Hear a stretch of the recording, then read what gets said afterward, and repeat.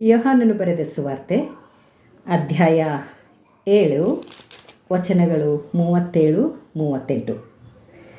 ಆ ಜಾತ್ರೆಯ ಮಹಾದಿವಸವಾದ ಕಡೆಯ ದಿನದಲ್ಲಿ ಯೇಸು ನಿಂತುಕೊಂಡು, ಯಾವನಿಗಾದರೂ ನೀರಡಿಕೆಯಾಗಿದ್ದರೆ ಅವನು ನನ್ನ ಬಳಿಗೆ ಬಂದು ಕುಡಿಯಲಿ. ನನ್ನನ್ನು ನಂಬಿದವನ ಹೊಟ್ಟೆಯೊಳಗಿಂದ ಶಾಸ್ತ್ರದಲ್ಲಿ ಹೇಳಿರುವ ಪ್ರಕಾರ ಜೀವಕರವಾದ ನೀರಿನ ಹೊಳೆಗಳು ಹರಿಯುವು ಎನ್ನುವಂಥದ್ದು. ಜೀವಕರವಾದ ನೀರಿನ ಬಗ್ಗೆ ನಾವು ಮಾತಾಡ್ತಾ ಇದ್ದೇವೆ.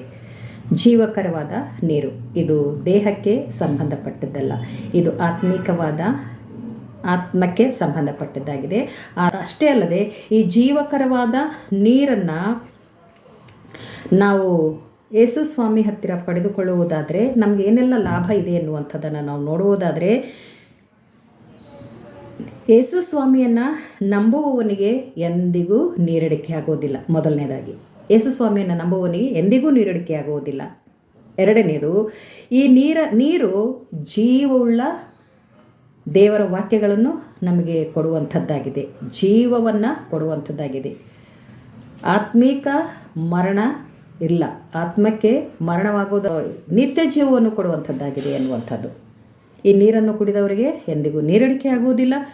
ಅವನ ಹೊಟ್ಟೆಯೊಳಗಿಂದ ಉಕ್ಕುವ ಹೊರತೆಗಳು ಹೊರಗಡೆ ಬರ್ತವೆ ಮತ್ತು ನಿತ್ಯ ಜೀವವನ್ನು ಒದಗಿಸಿಕೊಡುವಂಥದ್ದಾಗಿದೆ.